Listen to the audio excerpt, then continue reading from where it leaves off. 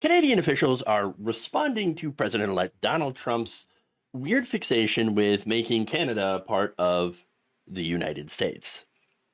Starting with Ontario Premier Doug Ford, brother of the now deceased crack smoking mayor Rob Ford. Remember that guy?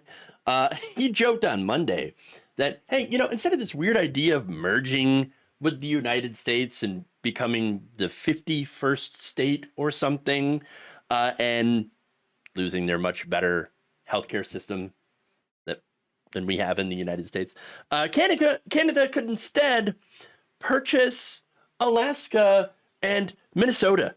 It's kind of a counteroffer. Hey, we'll take those off your hands. We'll give you a good price for them. I mean, you don't want Minnesota anyway. I mean, they're all left wing. I mean, Governor's Tim Walz, obviously socialist, right? We'll take them off your hands, okay? And then you could focus on Florida and all the rest of the other states, right? That you actually care about. Now, obviously, it's a bit of a joke, but when you think about it, the whole idea of merging Canada with the United States, also a bit of a joke, and Canadians not laughing, okay? When a reporter asked Ford if he thought that Trump was joking, the Ontario leader gave the president that counteroffer. As I mentioned, Minnesota and Minneapolis at the same time. It's not realistic. How about we buy Alaska? Interesting. But he said, quote, it's not realistic. I know he likes making these comments and he likes joking around. I take that seriously. He may be joking, but on my watch, that will never, ever happen. Ever. Yeah, because you'd have our healthcare system, which is massively horrible and broken. Any Canadian will tell you that, like, oh my God, American healthcare. Oh, that's disastrous. No, we don't want that at all. So, and hey, I don't blame him. I don't like our healthcare system either. But look, hey, here's the thing though. Yes, Trump might be joking, okay? Because at this point, you can't really tell if he's serious or not, or if he's joking, or if this is some sort of, mentally diseased outburst or dementia related. I have no idea. Okay, this is not a well person. But to me, it seems like maybe you shouldn't joke about it.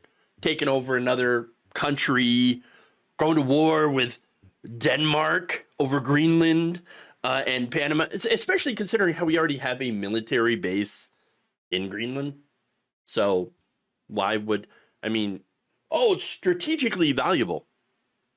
Yeah, we already have a military base there. We have military bases pretty much everywhere. So, come on. Why do we need to buy Greenland?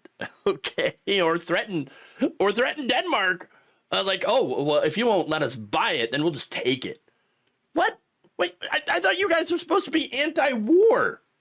No, what's funny about that is you got all these pro-MAGA right-wing chuds on Twitter /X that are like, no, you know what? Manifest destiny, bitch. Now we're gonna take Greenland. We're gonna take Panama. We're gonna invade Mexico, and we're gonna turn the Gulf of Mexico into the Gulf of America. That's what we're gonna do. It's almost like these people were never really anti-war at all. Okay. Really. Later that day, by the way, Ford went on CNN with Aaron Burnett and said that the counteroffer was also a joke. Yes, we kind of figured. And that he appreciates Trump's sense of humor. Ah, right. Sense of humor. Sure. But whether Trump was joking or not, you had these people, these right-wingers, MAGA chuds, actually taking this seriously. Like Marjorie Taylor Greene, for example, who just filed a bill to change the name of the Gulf of Mexico to the Gulf of America. Okay, that's literal legislation that our lawmakers are wasting time on. How is that going to lower the price of eggs or the rents or solve the housing crisis? How's it going to solve any of the economic problems that you guys ran on? won't. It won't. And by the way, there was a meeting between Trump and Biden at the White House, right? Where Trump was basically like, "Oh, hey, great job on the economy. Like, seriously, you're handing me a pretty good economy." Okay. Now, again, I've pointed out numerous issues. I don't agree that we have a great economy, but like, for Wall Street, they're doing fantastic. Stock market's doing pretty good. Rich people doing great. Okay. But there are a lot of problems for average, everyday people. I know Trump ran on that and put, basically all the blame on Joe Biden, when in reality, it's corporate greed. Now, Joe Biden and Congress could, actually do something to fight against that, do more than what they had been doing. But there's only so much you can do when these corporate interests control the vast majority of our politics, including many of our politicians. So that said, Trump's like, thanks for handing me a great economy. This is going to be awesome. Then I'm just going to take credit for all this and not do a damn thing. Oh, great. Lovely. Again, they never had a plan to do any of the stuff that they talked about. Okay. Their plan is to pass massive tax cuts for the rich. And then that's it. Profit. Yeah. Yeah. Now, getting back to Ford. Obviously, he's a conservative. Okay. And so, of course, he's going to agree with Donald Trump on like things like, oh, yes,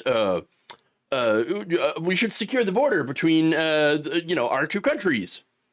And then, of course, agreed with Canada's contribution to NATO. Now, I don't have an issue with member countries paying more to NATO, not paying their fair share, things like that, leaving the United States to pay for a lot of that stuff.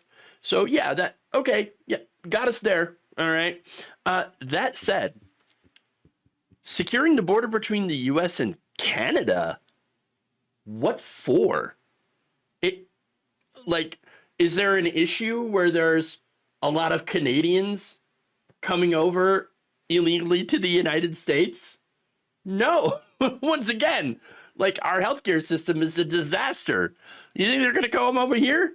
No. In fact, you do have the opposite issue, where you had a lot of Americans specifically coming over to buy milk and things like that in Canada, and medication.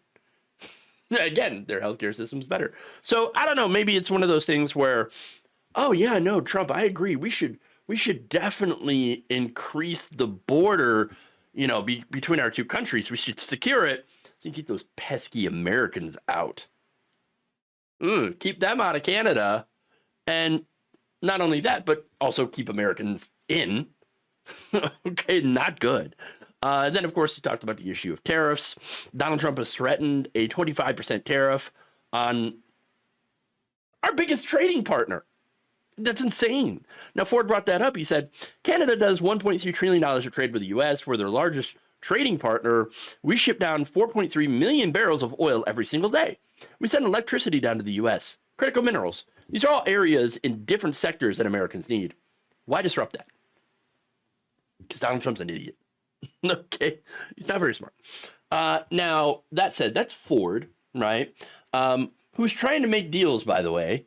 Okay, he's like, oh yeah, no, let's make an energy deal so we can avoid these tariffs, right? Again, tariffs, they don't hurt the country. They hurt the consumers in America, but that also will harm trade. Okay, I have no problem with using the threat of tariffs if there actually is unfair trade practices that are going on, right? Sure, no problem using that as a negotiating tactic. But what we're seeing from Donald Trump is just throwing it around everywhere. And it doesn't really make any sense, all right, the way that he's doing these things. But again, not just Doug Ford, okay? You have outgoing Prime Minister Justin Trudeau, who also, pushed back on this on a post on X. He said, there's a snowball's chance in hell that Canada would become part of the United States. All right, but you say, who cares? He's out the door anyway. It's just liberal Justin Trudeau. Okay, but you have the Conservative Party leader, Pierre Poilievre, who also wrote in a post, Canada will never be the 51st state, period. So, I don't know. Seems like now a lot of Canadians, especially Canadian leaders, are like, this is a really stupid idea. Please stop. All right, Trump, stop, please. Okay, don't do it. Don't even talk about this stuff. It's ridiculous. But like, here's the thing. Poilievre is a conservative, right? As I mentioned before. That guy could be the next prime minister of Canada. Okay? And I just got to address how it's because of the failure of the Liberal Party. Okay? And there's a failure of liberalism. Okay? Their failure to contend with fascism, which is the merging of corporation and state. What do you think that, what do you think Elon Musk and his Doge Commission are all about? Okay? He's got so many conflicts of interest, and yet he is going to be making decisions on what to cut, what to have the government cut. Okay? This is the merging of corporation and state. He should not be in any sort of advisory role taking so much money in government contracts. Okay? Fascism, corporation and state. All right? And then there's the nationalism, which again, you see this from MAGA. So that's why I call them fascists. All right? I'm not saying that they're the Nazi party and that they're, killing millions of people like the Nazi party did. But they are fascists. And they are wannabe authoritarians. All right? You see that. But the failure of liberalism to actually effectively fight against it is kind of why we're in this mess in the first place. In America, the inability to, the United States to enact healthcare reform, okay, to actually give healthcare to people. I know, 32 out of the 33 countries that are modern OECD countries, they figured it out, but apparently it's too hard for us in America. No, it's not. It's because it's too hard. It's because we're too corrupt. All right. Then, failure to raise the minimum wage. All right. And by the way, it was a Democrat that prevented that. Two of them, at least one was a former Democrat, independent Joe Manchin, as well as Kirsten Sinema, with their famous thumbs down, stopping the minimum wage, a $15 minimum wage, which is not enough. Wasn't enough back then. It's not enough now. Doesn't matter. It got crushed. The inability for the Democratic Party to take on greedy corporate interests and end the corruption. This is why we have people like Donald Trump, demagogues, liars, who come in and promise all this stuff. And then, of course, they're not going to deliver. They're going to deliver public money into their pockets. That's what's going to happen. I mean, and not only that, but you look at the fact that the liberals do not have the ability to push a coherent message against the right wing and their massive army of billionaire-backed think tanks. It's one of the reasons they were able to take power, because they were able to spread their message everywhere. And it's a message filled with lies, half-truths, and conspiracy theories, but by God are they effective at getting their message out there. And the liberals had nothing to be able to counteract that. In a lot of cases, they're like, oh, yeah, no, we agree on things like the immigration. Oh, yeah, too much illegal immigration. Biden was a deporter in chief. So was Obama. Doesn't matter. Doesn't matter. Liberals have been pretty feckless in leadership. Yeah, sure, they fixed some things around the edges. All right. Yeah, good. I mean, there's some accomplishments in capping, the cost of insulin, things like that. Don't discount any of that, right? But fixing stuff around the edges doesn't actually fix the fundamental flaws with our healthcare system, with housing, with poverty, with homelessness. Those require and the climate. I mean, right now, California is on fire. They didn't fix any of these things, the underlying issues, okay? Homelessness. And when challenged with these failures from the left, liberal leadership tends to go right wing, blaming the left, blaming the immigrants, blaming the wokeness, because at the end of the day, they don't want to piss off their corporate donors. And the thing is, Canada is still to the left of the United States on a lot of their policies, okay? But they've had their own issues with their politics going right, just like the rest of the world.